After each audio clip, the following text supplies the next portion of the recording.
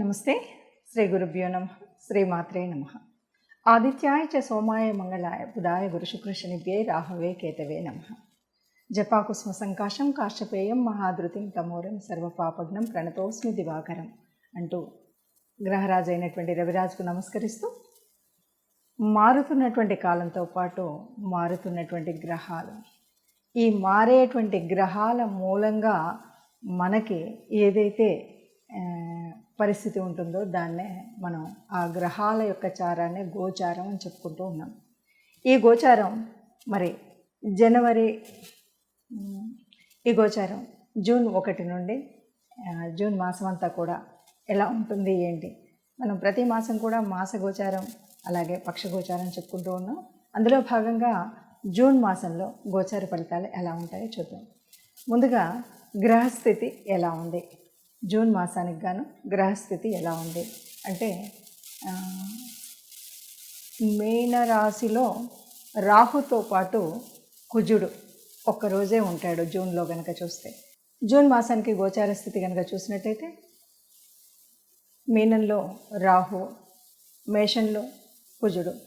ఇక వృషభంలో కనుక చూసినట్టయితే దాదాపు 4 గ్రహాలు అక్కడే ఉంటాయి. రవితో పాటు గురు, శుక్రుడు, బుధుడు వీరందరూ కూడా ఒకే స్థానంలో ఉండడం, అలాగే కన్యలో కేతువు, ఇక మిగిలినటువంటి శని మనకి కుంభరాశిలో కనిపిస్తున్నాడు. ఈ విధంగా ఉన్నటువంటి గోచార గ్రహాలు ఈ విధంగా ఉన్నప్పుడు గోచార ఫలితాలు ఎలా ఉంటాయి. ఇక చంద్రుడు మనకి 2.5 రోజులకు ఒక రాశి చొప్పున మీన నుండి బయలుదేరి ఒక్కొక్క రాశిలోకి వస్తూ ఉండడం కనిపిస్తుంది. చివరి రాశి మీనరాశి 2024 జూన్కు గాను మీనరాశిలో ఎలా ఉంటుంది అని కనుక మనం చూసినట్టయితే, రాహు రాశిలో ఉంటాడు, ద్వితీయంలో కుజుడు, తృతీయంలో రవి, బుధ, గురు, శుక్రులు ఉన్నారు, సప్తమంలో కేతువు ఉన్నాడు, ఇక ద్వాదశంలో శని. ఇది మనకు మొదటి పక్షంలో కనిపించేటువంటి పరిస్థితి. ఇలా ఉన్నప్పుడు ఎలా ఉంటుందంటే, రాశిలో రాహు ఉండి సప్తమంలో కేతువు ఉన్నాడంటేనే మనకు తెలుసు, రాహు ఉన్నాడంటే రకరకాలైనటువంటి ఆలోచనలు, ఊహలు, ఊహాలోకంలో బతికేటువంటి పరిస్థితి మనకు కనిపిస్తుంది. ఏది చేయాలన్నా చేయడం కంటే ముందు ఏవేవో ఊహలు ఊహించుకుంటూ బతకడం అనేటువంటిది కనిపిస్తుంది. ఇక కేతువు మనకి సప్తమంలో ఉన్నాడు అంటే వైవాహికంగా ఉన్నటువంటి సంబంధాలు, ప్రేమ వ్యవహారాలు ఇవేవి కూడా ఫలించేటువంటి పరిస్థితి ఉండదు. భార్యాభర్తల మధ్య అనుకూలమైనటువంటిదిగా కాకుండా కొద్దిగా చికాకు చింతలతో నడిచేటువంటి పరిస్థితి కనిపిస్తుంది. ఇక ద్వితీయంలో కుజుడు ఉన్నాడు. కాకపోతే ఏంటంటే కుజుడు అంటేనే కోపం. కుజుడు ఆ కోప పరిస్థితి కలిసినటువంటి గ్రహం. నీ మాట్లాడేటప్పుడు నువ్వు ఏంటంటే అది వాక్స్థానం, మాట్లాడేటప్పుడు జాగ్రత్తగా మాట్లాడకపోతే లేనిపోని చికాకులు. ద్వితీయం అంటే కుటుంబంలో నువ్వు కోపాన్ని ప్రదర్శిస్తే సరిగా ఉండదు. ఇది మనం జాగ్రత్తగా ఉండవలసినటువంటిది. ఇక తృతీయంలో గ్రహాల సమూహం ఉంది, అందులో కూడా 2 అస్తంగత్వం చెంది ఉన్నాయి కాబట్టి తృతీయం సమాజం నుండి కానీ సోదరుల నుండి కానీ అనుకున్నంత మనం పొందేటువంటిది ఉండదు. ఇది మనకు ఉన్నటువంటిది. ఇట్లాంటి పరిస్థితుల్లో ఎలా ఉంటుంది అంటే, కొద్దిగా మనం ముందు నుండి అనుభవిస్తున్నటువంటి స్థితే కాబట్టి కొంచెం అటు ఇటుగా శ్రమపడి అనుకున్నది అనుకుని మాట జాగ్రత్తగా ఉంచుకొని జాగ్రత్తగా ఉండి ఆచార వ్యవహారాల్లో, ఆహార వ్యవహారాల్లో తగు జాగ్రత్తతో ఉన్నట్టయితే చక్కగా ముందుకు వెళ్ళగలుగుతాము. మొదటి పక్షంలో కేవలం 3 గ్రహాలు మాత్రం మారుతున్నాయి. ఏంటి అవి అంటే, 3వ రాశిలో ఉన్నటువంటి బుధుడు, గురు, శుక్రుడు 4వ రాశిలోకి వెళుతున్నాడు. ఇంత మాత్రం మార్పు ఉంది. ఈ మార్పు వల్ల ఎలా ఉంటుంది అంటే, రాహు మొదటి స్థానంలో ఉన్నాడు కాబట్టి వాడి ఆలోచనలన్నీ కూడా ఊహలు, ఆలోచనలు అన్నీ కూడా మితిమీరి ఉంటాయి. సప్తమంలో ఉన్నటువంటి కేతువు మూలంగా వివాహ స్థానం అది, అంటే భార్యాభర్తల సంబంధానికి ఇది పార్ట్నర్ సంబంధం అది. కాబట్టి వ్యాపార విషయాల్లో కానీ వీటి విషయాల్లో కానీ జాగ్రత్తగా ఉండాలి. భార్యతో మాట్లాడేటప్పుడు జాగ్రత్తగా ఉండాలి, భర్తతో మాట్లాడేటప్పుడు జాగ్రత్తగా ఉండాలి. 2వ స్థానంలో కుజుడు ఉన్నాడు కాబట్టి మనం ఎవరితో మాట్లాడినా కోపం లేకుండా మాట్లాడాలి, ఇంట్లో కానీ బయట కానీ, అది వాక్స్థానం కాబట్టి. అలాగే మనకి ఆర్థిక వ్యవస్థ కూడా ఎట్లా అంటే, ఏదో అందరినీ మనం గట్టిగా మాట్లాడి అట్లా ఇబ్బందులు తెచ్చుకోకుండా ఉంటే బాగుంటుంది.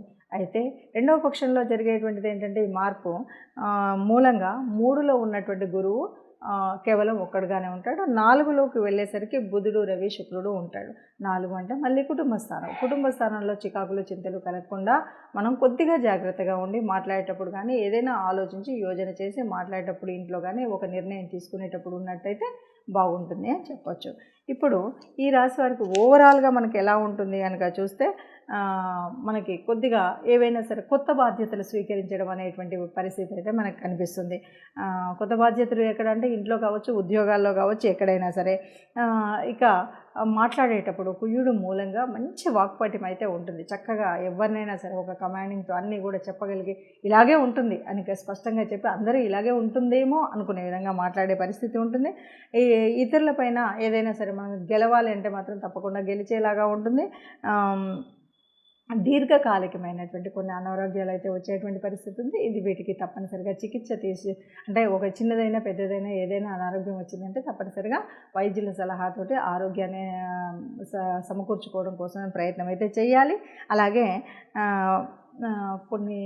కొద్దిగా ఒక రకంగా చెప్పాలంటే పంచమంలో ఉన్నటువంటి స్థానంలో చర్మ వ్యాధులు వచ్చేటువంటి అవకాశం ఉంటుంది. అట్లాగే కొద్దిగా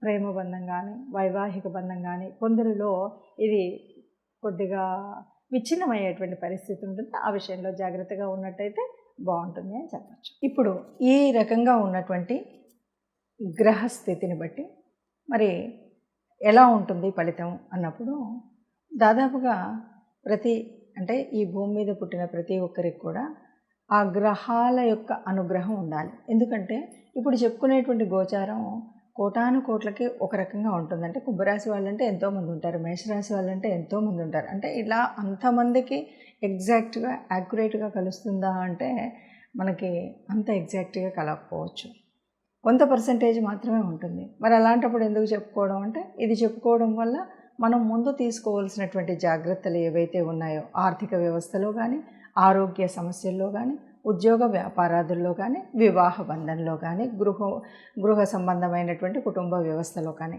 వాటి కోసం మనం ముందు చెప్పుకుంటూ ఉంటాం. మరి నిజమైనటువంటి గ్రహముల యొక్క స్థితి ఎలా తెలియాలి అంటే మన యొక్క పర్సనల్ జాతకం ఎలా తెలియాలి అంటే తప్పనిసరిగా మన యొక్క జన్మ కుండలిలో ఏ ఏ గ్రహాలు ఎక్కడెక్కడున్నాయి, ఏ దశ నడుస్తుంది, ఈ దశతో పాటు మరి జన్మకుండలిలో ఏ గ్రహాన్ని అంటే లగ్నాన్ని ఏ రాసులు చూస్తున్నాయి, రాసుల్లో ఏ రాసుల్లో ఏ గ్రహాలు ఉపస్థితిలో ఉన్నాయి, అంతేకాదు దృష్టి ఎలా ఉంది, యుతి ఎలా ఉంది, ఏ రాశి యొక్క దశ అంతర్దశ నడుస్తుంది, ఏ గ్రహం యొక్క దశ అంతర్దశ నడుస్తుంది, ఈ విషయాలన్నీ కూడా మనకు తెలియాల్సి ఉంటుంది. మరి ఇది ఎలా తెలుస్తుంది, తెలిస్తే ఏంటి అంటే సహజంగా మనం మాసఫలాలు ఇవి చెప్పుకున్నప్పుడు ఏం చేస్తామంటే మారుతూ ఉన్నటువంటి అంటే ఇప్పుడు ప్రస్తుతం మారుతున్న ఫర్ ఎగ్జాంపుల్ రవితో పాటు గురువు, శుక్రుడు, బుధుడు వీళ్ళంతా ఒక చోటు ఉన్నప్పుడు ఏమవుతుంది, వీళ్ళ యొక్క ప్రభావం తగ్గుతుంది. కాబట్టి మనం ఏం చెప్తూ ఉంటామంటే గురు ప్రభావం, శుక్ర ప్రభావం. గురువు, శుక్రులు అంటే మనకు సహజంగానే చాలా పుణ్యాన్ని ఇచ్చేటువంటి గ్రహాలు. అలాంటి గ్రహాలు అస్తంగత్వంలోకి వెళ్ళినప్పుడు కొంత అనుకున్నటువంటి మనకు అశుభ ఫలితాలు రావు, అశుభ గ్రహాల మూలంగా వచ్చేటువంటి ఫలితాలు రావు. కాబట్టి మనం ఏం చేయాలి అన్నది మనం చెప్తూ ఉంటాం. అందుకను జన్మజాతకం, జన్మకుండలి ఉండి జాతకంలో ఉంటే చూసుకుంటే అది ఒక విధానం. అలా లేకపోయినా ఈ గోచార ఫలితాన్ని చూసినట్టయితే ఈ మాసానికి గాను ఈ మాసంలో ఎలా ఉంది అంటే మొదటి పక్షంలో దాదాపు గురువు పూర్తిగా రవితో ఉండడం, తర్వాతి కాలంలో అంటే ఈ నెలలో సగభాగము గురువు రవితో ఉండడం, తర్వాతి సగభాగంలో శుక్రుడు రవితో కలిసి ఉండడం, ఇలాంటివి ఉన్నాయి. కాబట్టి ఏం చేయాలి అంటే గురువు, శుక్రుడు వీళ్ళందరికీ కూడా మనకు కావాల్సినటువంటి గురువు గురించి మనం గురువు యొక్క ఈ అస్తంగత్వ దోషం ఉండకుండా ఆ ప్రభావం ఉండాలి అంటే గురు సంబంధితమైనటువంటి దేవాలయాలకు వెళ్ళాలి. అంతేకాదు ఆ గురువారం రోజు కాస్త పసుపు వర్ణం ఉన్నటువంటి బట్టలు కట్టుకోవడం, లేకపోతే ఎవరికైనా ఏదైనా ఎప్పుడైనా దానం ఇస్తున్నామంటే ఆ పసుపు వర్ణం, లేకపోతే శనగపిండితో చేసినటువంటివి ఏవైనా దానం ఇవ్వడం, ఇలాంటివి మనం చేస్తూ ఉంటాం. అంటే అలాగా శుక్రగ్రహానికి వచ్చినప్పుడు కూడా అదే పరిస్థితి. అంటే గురువుడు, శుక్రుడు వీళ్ళందరికీ సంబంధించినటువంటి దాన ధర్మాలు చేయడం, ఆ సంబంధితమైనటువంటి దేవాలయాలకు వెళ్ళడం. అదే కాదు అంటే తప్పనిసరిగా నవగ్రహ మండపం అయితే ఉంటుంది ఏ దేవాలయంలోనైనా, నవగ్రహ మండపానికి వెళ్ళి మనం నవగ్రహాలకి ప్రదక్షిణ చేయడం, దీపం వెలిగించడం, ఇవి మీకు వీలైనప్పుడు తోచినప్పుడు ఈ మాసం అంతా ఉంటుంది. కాబట్టి మీరు గురు శుక్ర గ్రహాలు సరిగ్గా లేవు కాబట్టి గురువారం, శుక్రవారం నాకు ఇలా వీలవ్వట్లేదు అంటే మనం మొదట్లోనే ఏ కోశాలకన్నా వెళ్ళి గోగ్రాసం కోసం వారికి కాస్త డబ్బులు ఇవ్వడం ఇలాంటివి ఏదైనా చేయొచ్చు. లేదు ఇవేవి కాదు, మరి వాళ్ళు ఇస్తారో వాళ్ళు పెడతారో పెట్టరో గోగ్రాసం ఇలాంటి అనుమానాలు మనకు చాలా ఉంటాయి. కాబట్టి అలాంటి పరిస్థితుల్లో మనం ఏం చేయాలి అంటే మీకు వచ్చినటువంటి గురుస్తుతి, అట్లాగే శుక్రగ్రహానికి సంబంధించినటువంటి స్తుతి ఇవి చేసుకోవాలి. అట్లాగే మరి శని ఉన్నటువంటి ప్రదేశం, శని యొక్క దృష్టి ఇవన్నీ కూడా ఈ మాసంలో మనకు తగులుతున్నటువంటి గ్రహాలు ఏవైతే ఈ రాశులు ఏవైతే ఉన్నాయో, అర్ధాష్టమ శని ఫర్ ఎగ్జాంపుల్ వృశ్చిక రాశి అర్ధాష్టమ శని ఉంది. ఏం చేయాలి? శనికి సంబంధించినంత వరకు మనం అభిషేకానికి శివాలయానికి వెళ్ళి అభిషేకం చేసుకోవడం, లేకపోతే శని స్తుతి చదువుకోవడం ఇలాంటివి చేసినట్టయితే మనకు ఉన్నటువంటి ఈ మాసం అంతా కూడా ఉన్నటువంటి గ్రహ దోషాల వల్ల, లేకపోతే సరి అయిన స్థలంలో గ్రహాలు లేకపోవడం వల్ల ఉండేటువంటి ప్రభావం ఏదైతే అది తగ్గుతుంది. దానికోసం మనం ఈ చిన్న చిన్న పరిహారాలు చేసుకుంటే సరిపోతుంది. అందరూ సుఖంగా ఉండాలని, అందులో మనం కూడా ఉండాలని భావిస్తూ సర్వే జనా సుఖినో భవంతు.